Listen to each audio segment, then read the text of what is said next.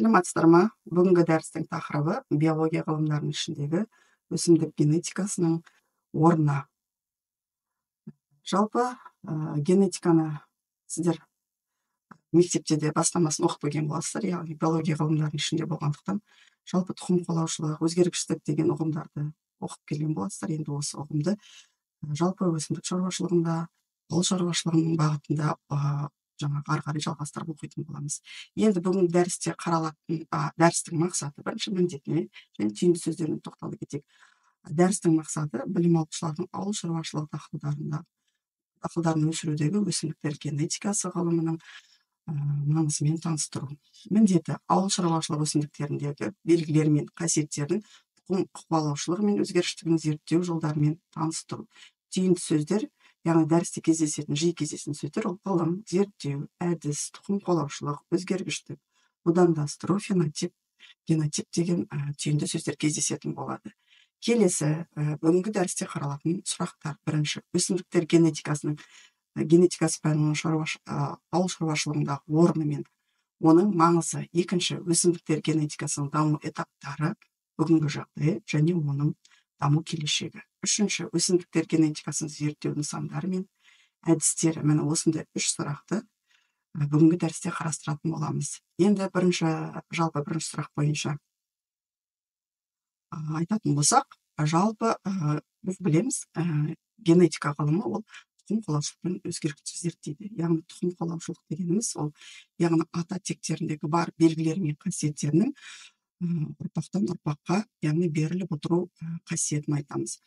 Ал өзгергіштік деген яғни бұл екі термин бір-бірімен қарама-қарсы және бірге жүретін ұғым болып табылады.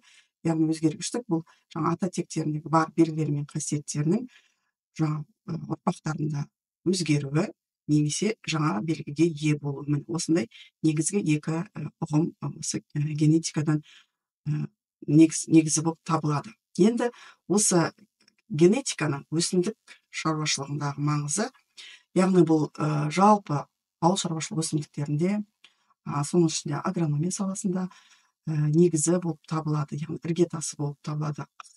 Бұл қалай дейміз, өйткені әрбір жаңа ауыл шаруашылығында өсіретін дақылдардың өзінің жаңағы көптеген көрсеткіштері бар, маңызды шаруашылық құнды белгілері бар. Мен осы белгілер мен қасиеттерін жақсарту мақсатында, әрине жақсарта отырып, әрбір қасиеттер мен белгілерін жақсарта отырып, ең негізгі нәтижесі ол жаңағы өнім, қандай да бір дақыл болмасын, оның өнімін жоғарылату ол негізгі мақсат болып табылады.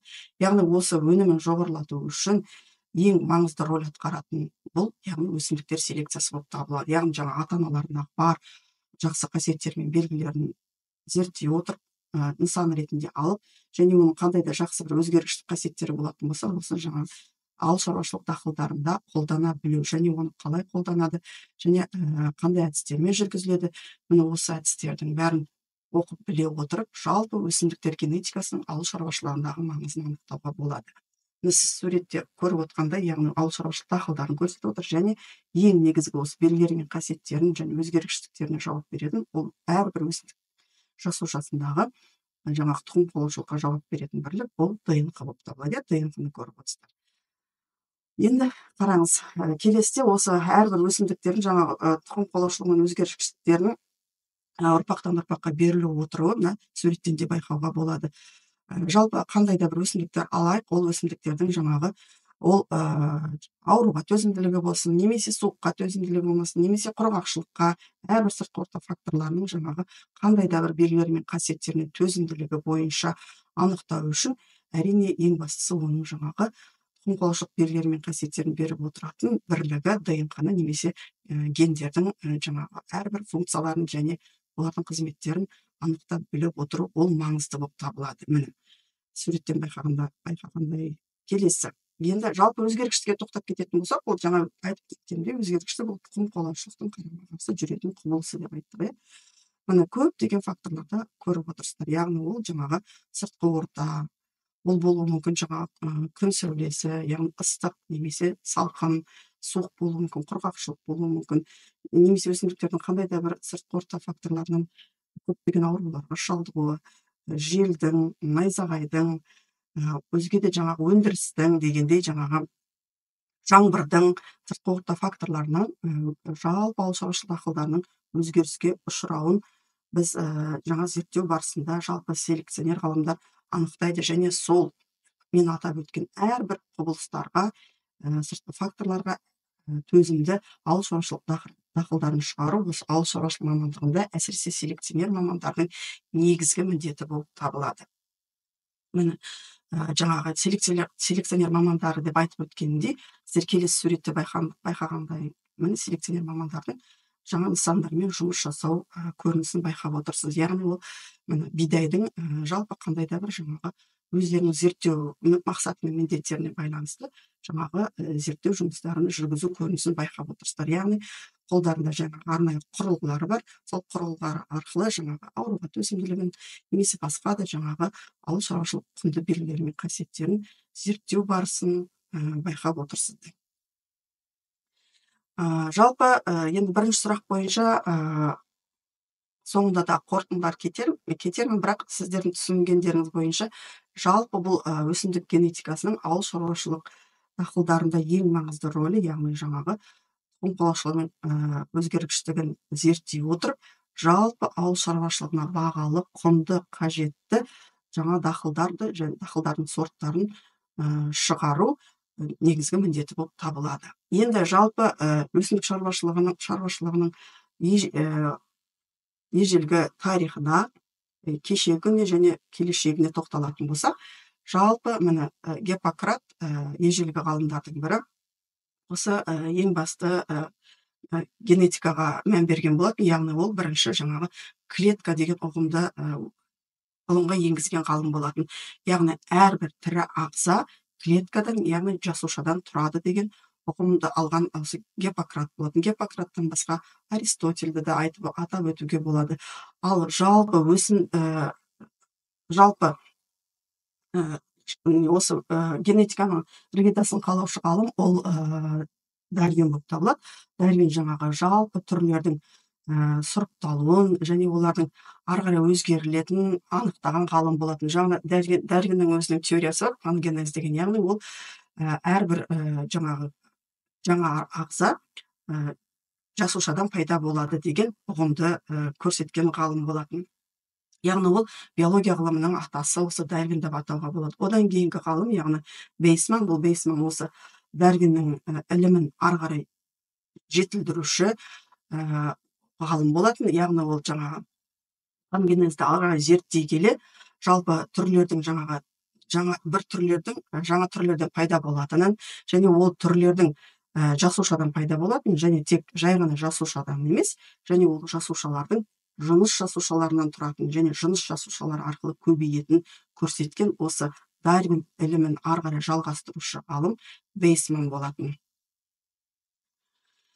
Енді жалпы келесі слайдқа тоқтайтын болсақ, жалпы генетиканың өзіне келетін болсақ, генетика бұл 19 ғасырдың екінші жартысында, яғни нақты айтатын болсақ, 1865 жылы Мендель деген ғалымның жалпы зерттеуімен келген болатын. Яғни бұл Йогансен Мендель жалпы шіркеу қызметкері болатын, бірақ өзінің жаңағы осы биологияға деген, және ол кезде генетика деп аталмады, жалпы биологияға деген өзінің жаңағы құштарлығымен өз бетінше эксперимент зерттеулер жүргізеді. Яғни бұл өздеріңіз білетіндей мектеп қабырғасынан, яғни ол ас бұршаққа зерттеу жүргізген болатын. Жаңа шіркеуде қызмет жасай жүріп, шіркеудің ауласында ас бұршақтарды егіп, сеуіп отырып, яғни оны ата-аналық ретінде алып, оларды бірнеше қарама-қарсы, яғни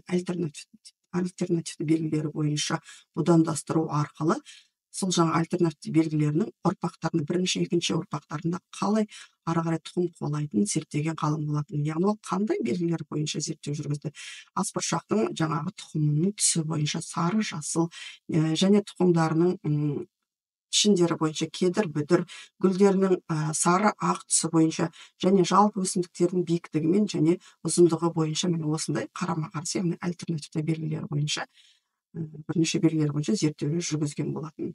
солай зерттеу жүргізе отырып ол доминантты және рецессивті аллельдерді анықтаған болатын, яғни басым және басыңқы.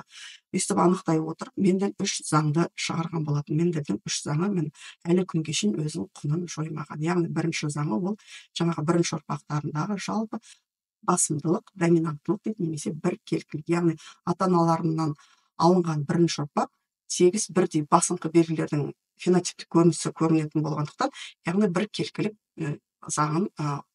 заңы деп атаған болатын бірінші заңын.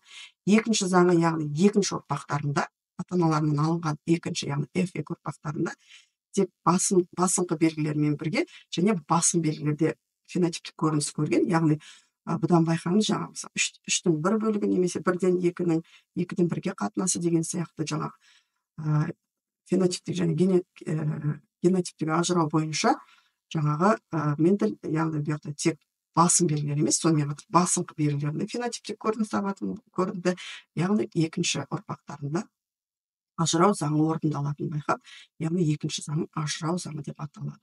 Сонымен қатар үшінші ұрпағында тек бір ғана белгіге нақты жауап беретін және тұрақты белгілердің пайда болатынын анықтай отырып, жалпы гаметалардың тазалық заңы деген үшінші заңын атаған. Яғни бұл үшінші ұрпағында орындалатын заңдылық. Сонымен Мендельдің осындай 2-3 заңы бар, яғни ол біркелкілік немесе доминанттылық, екінші ажырау заңы екінші ұрпақтарында орындалатын, және үшінші бұл яғни гаметалардың тазалық заңы деген осындай 3 заңы әлі күнге дейін өсімдіктер генетикасында, жалпы генетикада қолданылады. Келесі Бетсон деген ғалым, яғни бұл Бетсон осы Мендельдің зерттеулерін ары қарай жалғастырған ғалым, жалпы жүздеген жұп өсімдіктерді жаңа ата-аналық ретінде зерттей отырып, олардың көптеген жаңа белгілері мен қасиеттерін зерттеген, сонымен қатар мутациялық теорияны құрған болатын. Яғни айттық қой, жаңа тұқым қуалаушылықпен қатар өзгергіштік құбылыста жүреді. Жалпы өзгергіштіктің бұл екіге бөлінетін және тұқым қуалайтын, тұқым қуаламайтын. Соның ішінде тұқым қуалайтын ол мутациялық өзгергіштік деп, яғни мутацияның теориясын құрған ғалым болады. Жалпы енді Мендельдің жаңағы заңдарына, Мендельдің жалпы жаңалығына кететін болсақ, сол жаңағы 19 ғасырдың екінші жартысында ашқан Мендельдің барлық жаңалықтарын, заңдылықтарын сол кездегі ғалымдар, соның ішінде Дарвин аса түсініксіз жағдайда, яғни қабылдамады. Тек 20 ғасырдың басында 1901 жылы 3 ғалым бір-бірінен тәуелсіз Австрия, Чехия және Германия ғалымдары, Коренс, Чермак, Дефриз деген 3 ғалым бір-бірінен тәуелсіз дәл Мендельдің ашып кеткен заңдылығын ашады. Міне осы кезде ғана бұл Мендельдің ашып кеткен заңдылығы және Мендельдің жаңалығы деп Мендельге 20 ғасырдың басында, яғни осындай жаңа Нобель сыйлығын беріп атақ береді. Содан бастап Мендель бұл генетиканың атасы болып табылады. Енді жалпы тағы да осы генетикада көптеген ғалымдардың жұмыстары бар. Сіз көріп отқан ғалымдармен шектелмейді, бірақ бірнеше ғалымдарды атап өтуге болады.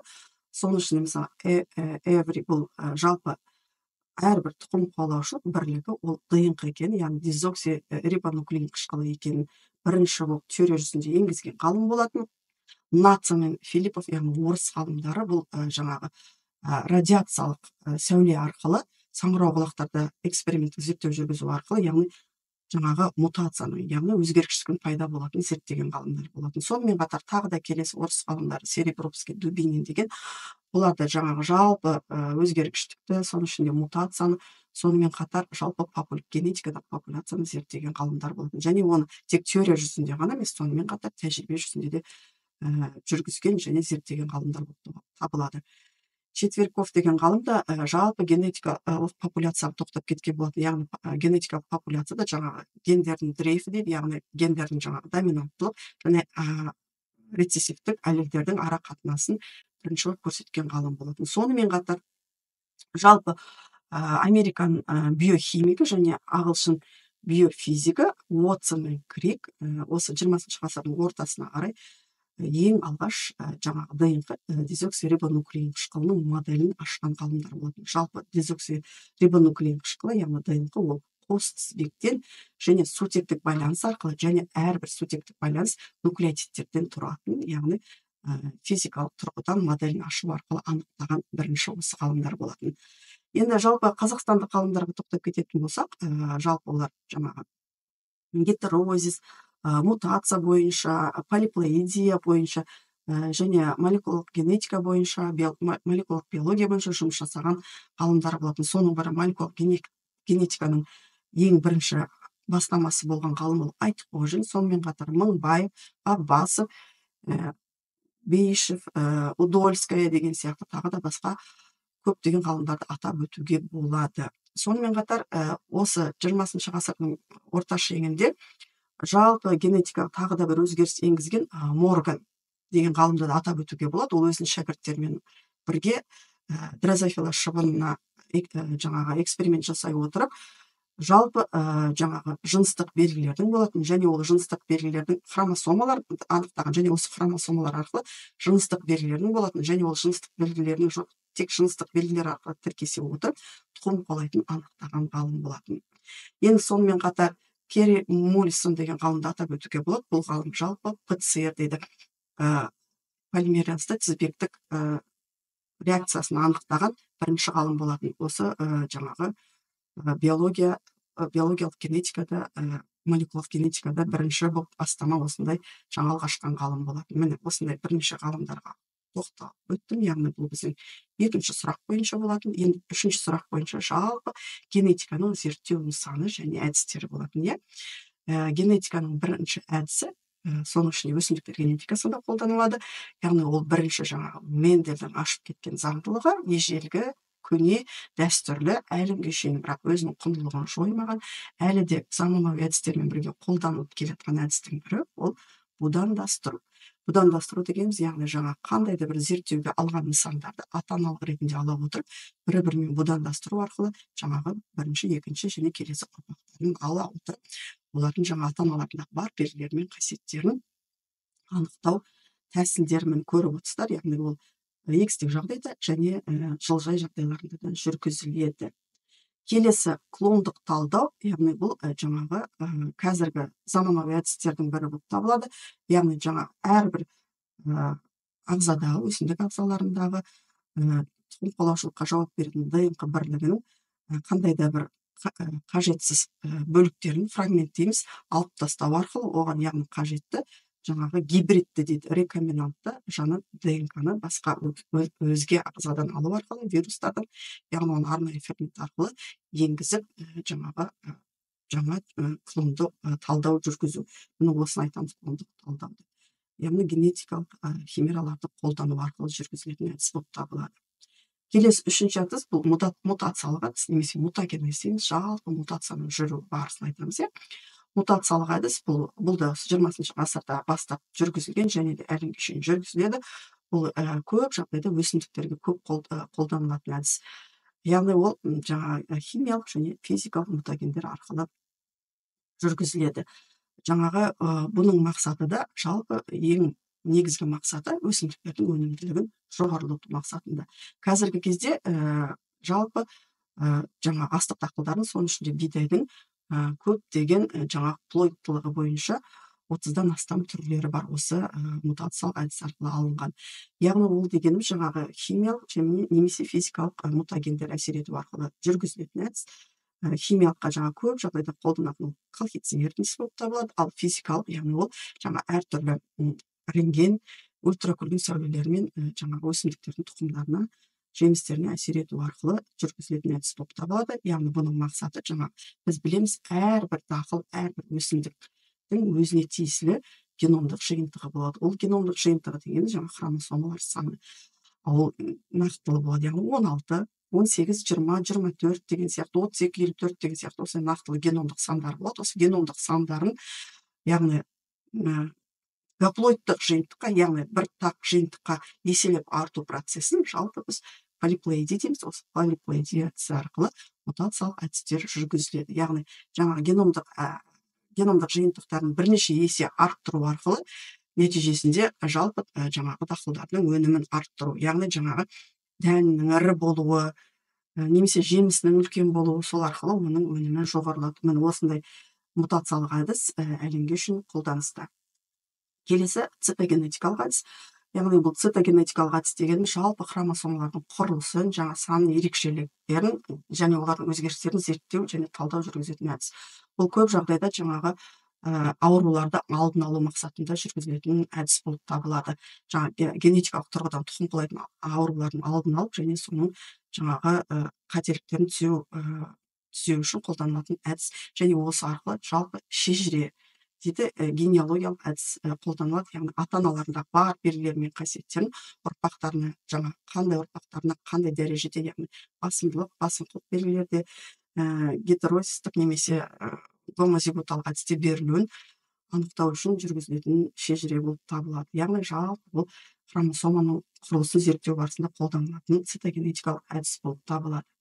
Келесі әдіс бұл биохимиялық әдіс. Биохимиялық әдісіміз яғни жалпы жаңағы ДНК екеселену барысында немесе генетикалық ақпараттың берілісі барысында қызмет атқаратын жалпы гендердің функциясын, құрылысын, қызметін атқаратын әдіс болып табылады. Яғни жаңа ағуыздардың, соның ішінде жалпы нуклеин қышқылдарының жаңа қызметін зерттеу әдісі болып табылады. Келесі математикалық немесе биометриялық әдіс дейміз.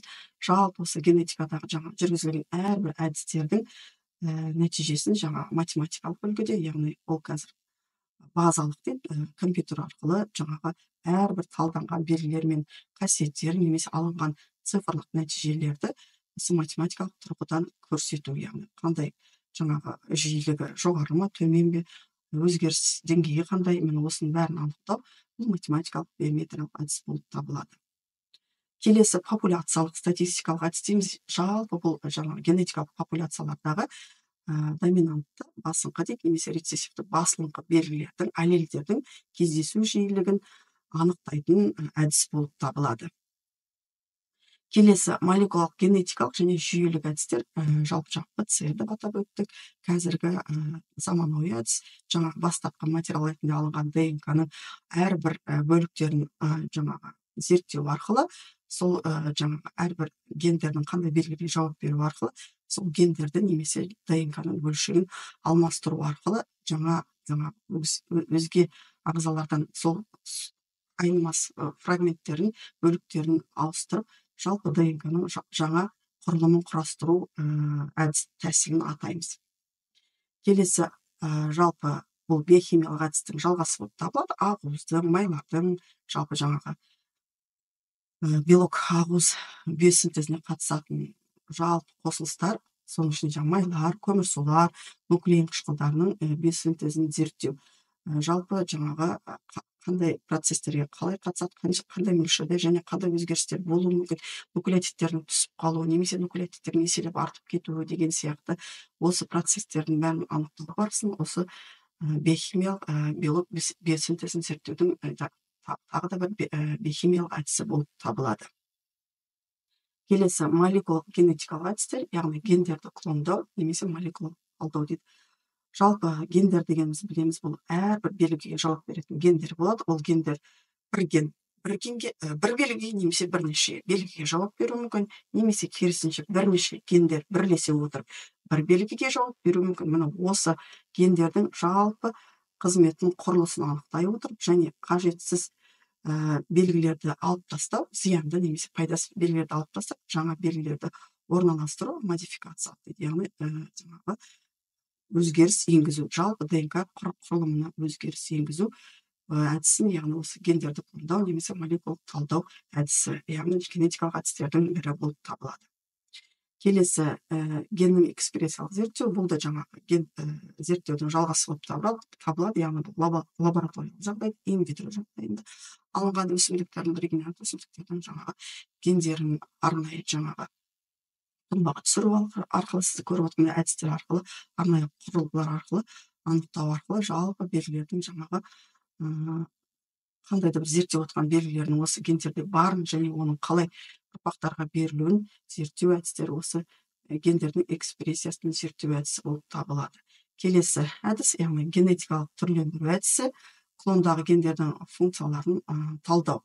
Жалпы гендер әрбір белгілерге жауап береді дедік, немесе бірнеше белгілер, сол әрбір гендердің жаңағы қызметтерін талдау, функцияларын талдау, ол жалпы ген деңгейінде мутациялар болады, яғни гендердің бөліктерінің түсіп қалуы немесе артып кетуі, екі еселеніп кетуі деген сияқты, немесе өзгеріске ұшырап кету деген сияқты осындай өзгерістердің бәрін зерттеу барысы оның зиянды немесе пайдалы жаңағы белгілер екенін әсіресе өсімдіктерде анықтау әдісін осы генетикалық түрлендіру әдісі деп атайды. Осылай генетикалық түрлендіру арқылы жаңа белгілерге ие болу, яғни пайдалы белгілерге ие болу.